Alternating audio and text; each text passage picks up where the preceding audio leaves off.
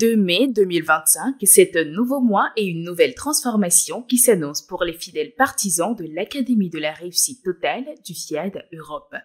Orchestrée par leur président, le coach Ousmane Katakbaou Touré, la soirée a démarré par une salutation au FIAD par la présidente nationale du FIAD Italie, coach Manassi Laura. Je m'engage a être si fort, mi impegno a essere così forte. Pour décréter la bienvenue, l'honneur fut donné au coach Virginie Yao, assistante technico-commerciale. À tous, merci d'avoir trouvé le temps de venir à cette Académie de la réussite totale. Puissiez-vous recevoir ce soir ce que votre cœur désire et que votre soif de transformation puisse être étanchée. À nous tous, je souhaite une excellente soirée. La suite de la soirée a débouché sur la page des exhortations.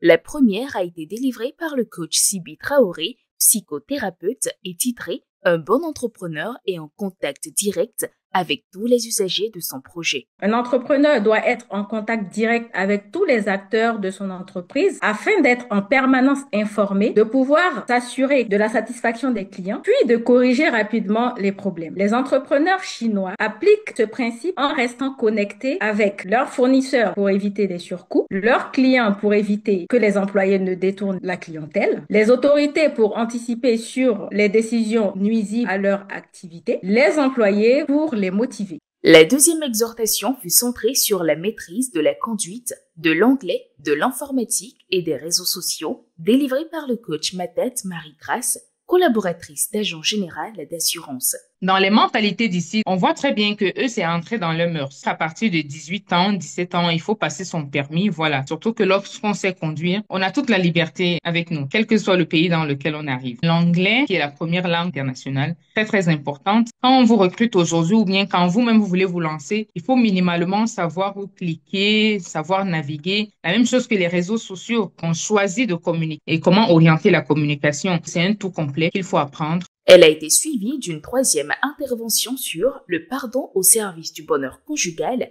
qui a été développée par l'ambassadeur Esther Semevo, actuellement en double formation à l'Institut national du patrimoine en France. Se pardonner dans un couple, c'est se pardonner à soi-même. Dans Genèse 2, verset 24, on dit que l'homme va quitter son père et sa mère et s'attacher à sa femme et ils deviendront une seule chair. On dit aussi dans Éphésiens 5, verset 28 à 31 que les maris doivent aimer leur femme comme leur propre corps. Alors celui qui aime sa femme s'aime lui-même. Dans un couple, il ne faut pas se coucher le soir sans demander pardon. Il faut essayer de mettre des mots sur ce que l'autre a fait qui fait mal. Il faut essayer de se remettre en cause car chacun vient dans le couple avec ses blessures intérieures et une éducation différente. Une pause de showtime a été marquée, histoire de se défouler.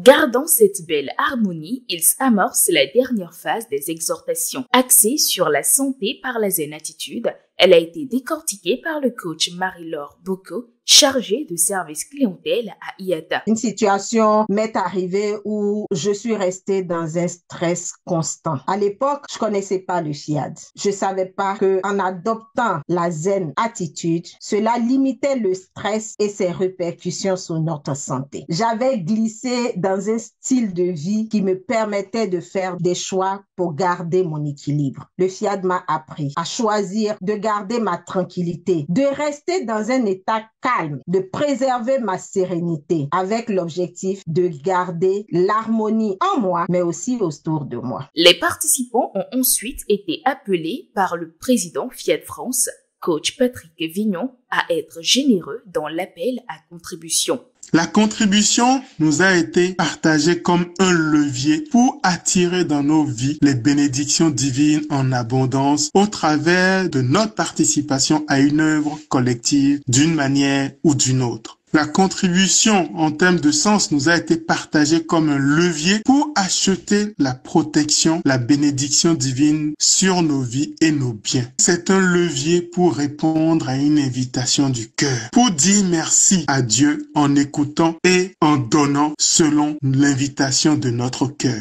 Alors, toi, maintenant que tu sais le sens véritable de la contribution dans ta vie, que décides-tu de faire à présent? Cette belle rencontre s'est clôturée sur une puissante séance de programmation assurée par le coach Fabienne Dossou, agent de service dans une cantine scolaire. Je renonce à ma nature humaine et à ses conditions charnelles. Je proclame mon état divin. Je proclame mon état divin.